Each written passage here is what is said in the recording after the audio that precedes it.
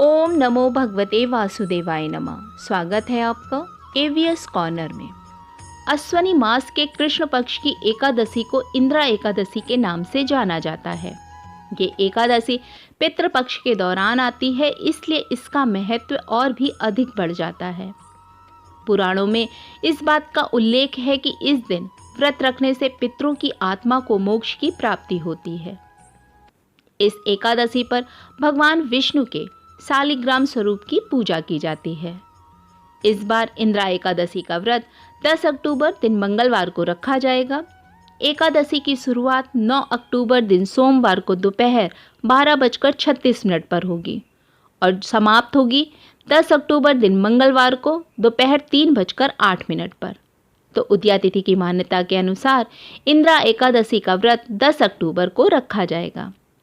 इंद्रा एकादशी व्रत का पारण अगले दिन यानी कि 11 अक्टूबर द्वादशी तिथि को सुबह 6:19 से लेकर सुबह 8:39 के बीच में किया जाएगा।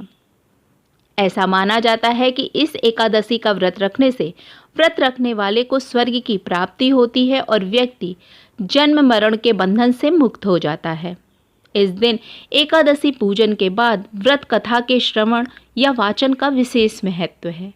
तो आइए श्रवण करते हैं इंद्रा एकादशी व्रत कथा का। पौराणिक कथा के अनुसार धर्मराज युधिष्ठिर ने भगवान श्री कृष्ण से अश्वनी मास की कृष्ण पक्ष की एकादशी के विषय में पूछा। तब भगवान श्री कृष्ण ने धर्मराज युधिष्ठिर से कहा कि हे धर्मराज, अश्वनी मास की कृष्ण पक्ष की एकादशी को इंद्रा एकादशी कहते हैं। इंद्रा एकादशी का व्रत सभी पापों का नाश करने वाला है और पितरों को सद्गति प्रदान करने वाला। इस व्रत को करने से अपने कर्मों के फलस्वरूप अधोगति को प्राप्त हुए तुम्हारे पूर्वज उससे मुक्त होकर सद्गति को प्राप्त करते हैं।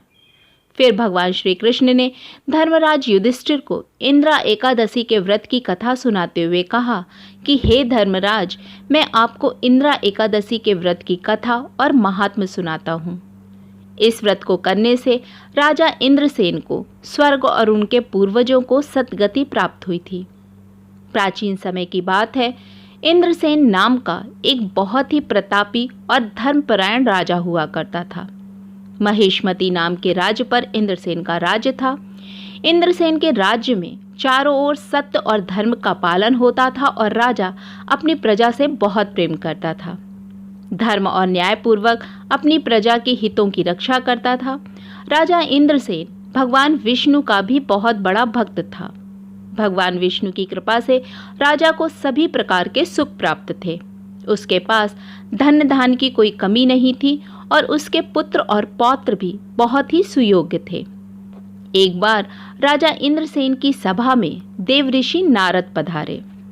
राजा इंद्रसेन ने देव ऋषि नारद का हृदय से स्वागत सत्कार किया और देव ऋषि नारद को उचित स्थान देकर उनको सभा में बिठाया और उनके आने का प्रयोजन पूछा। तब देव ऋषि नारद ने कहा, हे राजन, आप बहुत ही धर्मात्मा और न्यायप्रिय हैं। आप धर्म का पालन करने वाले हो।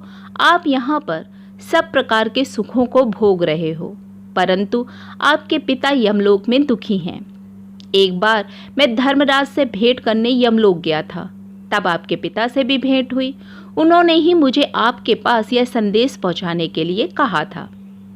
आपके पिता के एकादशी व्रत के भंग होने के कारण उन्हें दोष लगा और उसके कारण उन्हें यमलोक में कष्ट झेलने पड़ रहे हैं। उनको सद्गति दिलाने और उनके स्वर्ग प्राप्ति के लिए आप उनके निमित्त अश्वनी मास की कृष्ण पक्ष की इंद्रा एकादशी का व्रत करें, जिससे उन्हें यमलोक के कष्टों से मुक्ति मिले और स्वर्ग की प्राप्ति हो। राजा इंद्रसेन ने देव ऋषि नारद से इंद्रा एकादशी के व्रत की विधि बताने का अनुरोध किया।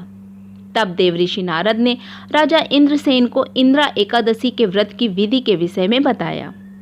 देव ऋषि नारद ने कहा, हे राजन, इंद्रा एकादशी का व्रत करने से जातक के सभी पापों का नाश हो जाता है और उसको स्वर्ग की प्राप्ति होती है। अपने पूर्वजों के निमित्त इस व्रत को करने से उनको सद्गति मिलती है। यह व्रत अश्वनी मास की कृष्ण पक्ष की एकादशी के दिन किया जाता है। इस व्रत का आरंभ एक दिन पूर्व यानी 10वीं तिथि से ही हो जाता है। दसवीं तिथि वाले दिन श्रद्धापूर्वक प्रातःकाल ही स्नान आदि नित्य क्रिया से निवृत्त हो जाएं। फिर दोपहर के समय नदी या तीर्थ स्थान या सरोवर पर जाकर पुनः स्नान करें। प्रेम और श्रद्धा से पितरों का श्राद्ध कर्म करें और स्वयं दिन में एक बार ही भोजन ग्रहण करें।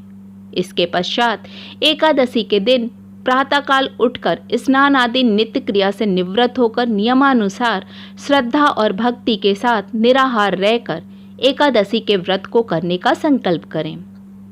भगवान शालिग्राम जी की प्रतिमा का अभिषेक करके धूप दीप जलाकर उनकी पूजा करें, फल फूल चढ़ाएं, उसके बाद नैवेद्य निवेदन करें।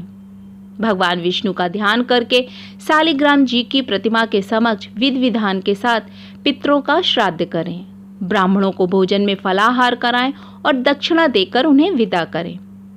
गाय को भोजन कराएं। रात्रि में भजन कीर्तन का आयोजन करके रात्रि जागरण करें।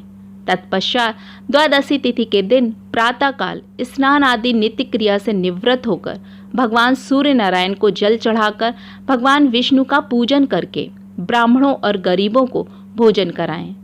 फिर मौन धारण करके अपने भाई बंधुओं और परिवार के सहित स्वयं भोजन ग्रहण करें।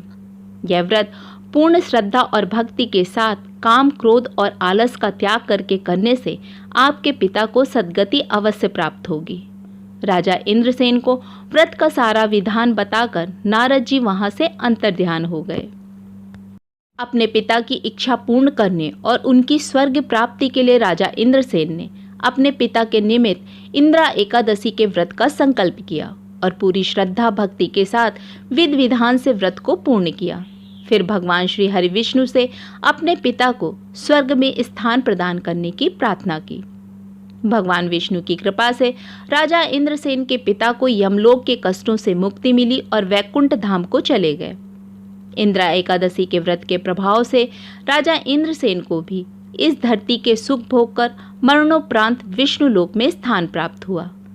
भगवान श्री कृष्ण ने धर्मराज युधिष्ठिर से कहा कि हे धर्मराज, मैंने तुम्हें जो इंद्रा एकादशी के व्रत का महात्म्य बताया है, उसे कहने और सुनने से ही मनुष्य के सभी पापों का नाश हो जाता है और मनुष्य धरती के सभी सुख भोग कर मृत्यु के बाद वैकुंठ धाम को चला जाता है। साथ ही उसके पितरों का भी उद्धार हो जाता है। इस व्रत को करने से मनुष्य पितृदोष से मुक्त हो जाता है और इस लोक के सुख भोग कर अंत में मोक्ष को प्राप्त होता है। तो प्रेम से बोलिए भगवान श्री हरि विष्णु की जय।